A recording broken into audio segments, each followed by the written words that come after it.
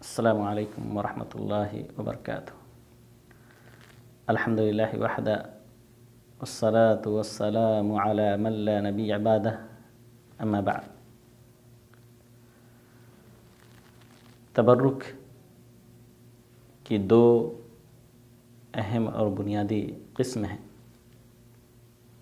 ایک وہ تبرک ہے جسے ہم مشروع تبرک کہتے ہیں، یعنی جو طریقہ شریعت نے ہمیں بتلایا ہے برکت حاصل کرنے کا، اس طریقے کو اختیار کرتے ہوئے ہم برکت حاصل کریں۔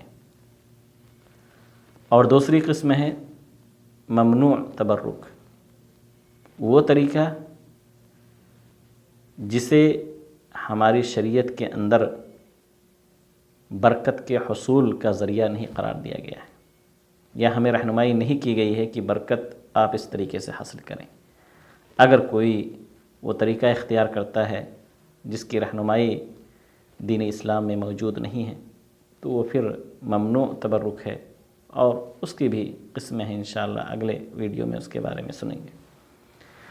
مشروع جو تبرک ہے جسے شریعت نے ہمارے لیے جائز قرار دیا ہے،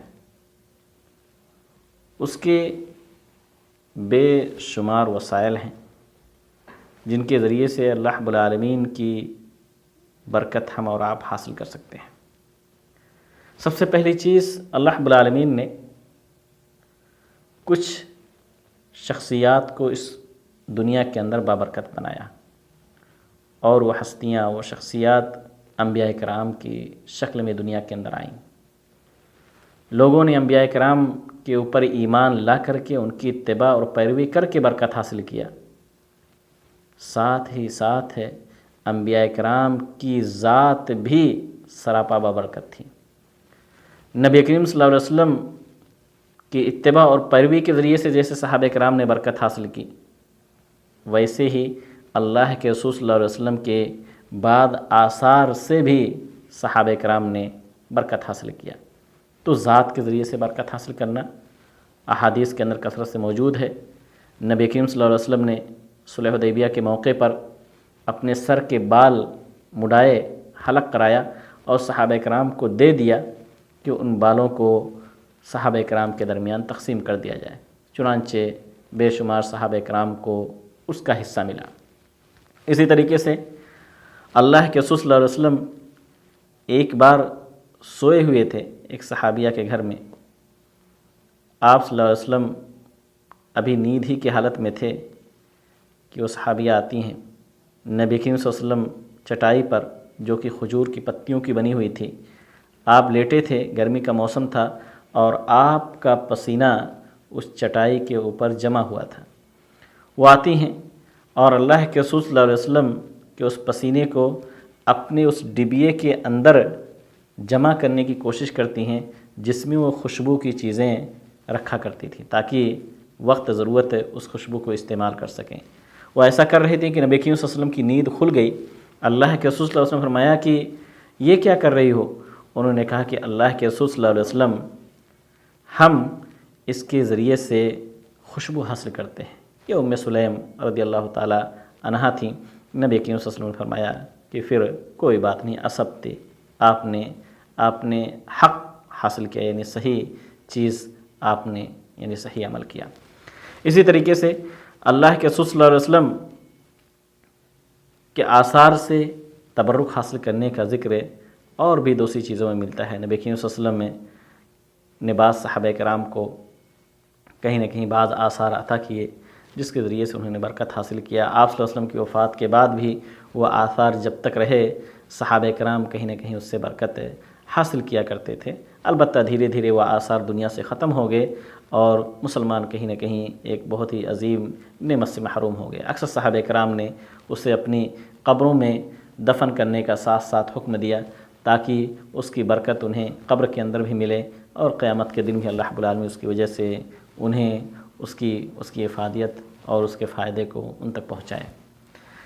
ایک برکت مشروع تبرک کی یہ ہے کہ اقوال سے تبرک حاصل کیا جائے، افعال سے تبرک حاصل کیا جائے۔ اقوال جیسے قرآن مجید اللہ رب العالمین نے نازل کیا ہے، قرآن مجید کی تلاوت پر اللہ رب العالمین اجر و ثواب دیتا ہے۔ بعض احادیث کے اندر ہے کہ ایک ایک حرف پر اللہ رب العالمین 10 نیکی عطا کرتا ہے۔ اللہ کے رسول نے فرمایا کہ لا اقول الف لام میم حرف، میں نہیں کہتا کہ الف لام میم ایک حرف ہے، بلکہ الف حرف و لام حرف و میم حرف، یعنی الف لام میم اگر کوئی شخص پڑھتا ہے تو 3 بار 3 حرف ہونے کی وجہ سے اسے 30 نیکیاں مل جاتی ہیں۔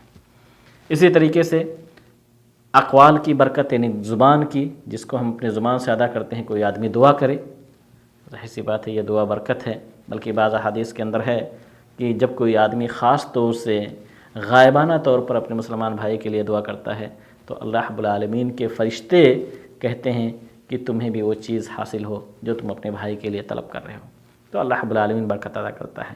اسی طریقے سے بعض افعال میں جو ہم کرتے ہیں، مثال کے طور پر اگر کوئی اللہ رب العالمین کے دین کے راستے میں جہاد کرتا ہے اعلاء کلمت اللہ کے لیے اور شہید ہو جاتا ہے، اس کا یہ فعل کہیں نہ کہیں بابرکت ہے۔ اسی طریقے سے اللہ رب العالمین کے راستے میں خرچ کرنا، انفاق فی سبیل اللہ کے تعلق سے بے شمار آیات اللہ رب العالمین نے ذکر کیا ہے۔ سورہ بقرہ کے تقریباً 2 سے 3 صفحے میں صرف انفاق فی سبیل اللہ کے تعلق سے آیتیں اللہ رب العالمین نے جمع کیا ہے۔ یا ایسے ہی احسان کرنا کسی کے اوپر، ظاہر سی بات ہے یہ بھی کہیں نہ کہیں ایک ایسا عمل ہے جس سے ہمیں اور آپ کو برکت نصیب ہوتی ہے۔ ایسے ہی برکت بعض حیت اور کیفیت سے بھی حاصل ہوتی ہے۔ اللہ کے رسول صلی اللہ علیہ وسلم کی ایک حدیث ہے، اللہ کے رسول صلی اللہ علیہ وسلم نے فرمایا کہ اجتمعوا علی طعامکم، اپنے کھانوں پر اکٹھا ہو، وذکروا اسم اللہ علیہ یبارک لکم فیہ، اللہ رب العالمین کا نام لو اور اس نام کی وجہ سے، اس اجتماع کی وجہ سے تمہارے لیے اس کھانے کے اندر برکت دی جائے گی۔ یہ صحیح الترغیب کے اندر یہ روایت موجود ہے اور صحیح ہے۔ ایسے ہی اللہ کے رسول نے فرمایا کہ البرکۃ تنزل فی وسط الطعام، کہ برکت جو ہے وہ بیچ کھانے کے حصے پر نازل ہوتی ہے، یعنی ایک صحن میں بیٹھ کر کے، اور یہی سنت بھی ہے کہ کھانا ایک ساتھ بیٹھ کر کے اگر پاسبل ہو تو پوری فیملی ایک ساتھ بیٹھ کر کے کھائے، اور احادیث کے اندر ہے کہ جو صحن ہو، جو پلیٹ ہو، اس کے کنارے کنارے سے کھانے کی کوشش کریں، درمیان سے کھانا نہ نکالا جائے، کیونکہ اللہ کے رسول فرماتے ہیں کہ برکت اللہ رب العالمین وسط کھانے میں، وسط میں، درمیان میں اللہ رب العالمین نازل فرماتا ہے۔ اسی طریقے سے اللہ کے رسول صلی اللہ علیہ وسلم نے کھانے کے بعد انگلیوں کو چاٹنے کا حکم دیا، اور آپ نے احادیث کے اندر ہے بیان فرمایا کہ فَإِنَّهُ لَا يَدْرِي فِي أَيَّتِهُنَّ الْبَرَكَةُ، کہ کسی کو نہیں پتہ کہ برکت کس چیز کے، کس کھانے کے کس حصے کے اندر موجود ہے۔ اسی طریقے سے اگر کوئی لقمہ زمین پر گر جائے، اس کے تعلق سے بھی احادیث کے اندر ہے کہ آدمی اس کو کھا لے اور شیطان کے لیے اس کو نہ چھوڑے۔ تو پتہ چلا کہ برکت بعض حیت اور بعض کیفیت کے ذریعے سے بھی حاصل کی جا سکتی ہے۔ اسی طریقے سے صحیح احادیث کے اندر موجود ہے کہ اللہ رب العالمین نے کچھ کھانے پینے کی چیزوں کے اندر اللہ رب العالمین نے برکت ڈال دیا ہے، اگر ہم اس کو استعمال کرتے ہیں کھانے یا پینے میں تو ہمیں اس کی برکت حاصل ہوتی ہے۔ جیسے احادیث کے اندر ذکر ملتا ہے شہد کا، زیتون کا، دودھ کا، کھجور کا، یا اسی طریقے سے مشروم کا ذکر ملتا ہے، یا اسی طرح حب سودا کا، جس کے تعلق سے احادیث کے اندر ہے کہ اللہ کے رسول نے فرمایا کہ ہر بیماری کا اس میں علاج ہے سوائے موت کے۔ اور ماء زمزم، جس کے تعلق سے اللہ کے رسول نے فرمایا کہ ماء زمزم لما شرب لہ، زمزم کا پانی جس نیت سے بھی پیا جائے کہیں نہ کہیں اس کی برکت، اس کا فائدہ ہمیں حاصل ہوتا ہے۔ تو یہ اللہ رب العالمین کی طرف سے کچھ کھانے پینے کی چیزیں ہیں جس کے اندر اللہ رب العالمین نے برکت ڈال دیا ہے، فی نفسی ان کی فطرت ہی بنا دیا ہے کہ یہ بابرکت ہے۔ ایسے ہی اللہ رب العالمین نے برکت کچھ خاص اوقات کے اندر ڈال دیا ہے۔ مثال کے طور پر رمضان کا مہینہ ہے جو کہیں نہ کہیں بابرکت ہے تمام امت مسلمہ کے لیے، جب تک کہ یہ دنیا رہے گی۔ جب رمضان کا مہینہ آئے گا کہیں نہ کہیں ہمارے لیے اس میں برکت کا ایک بہت بڑا پہلو موجود رہے گا۔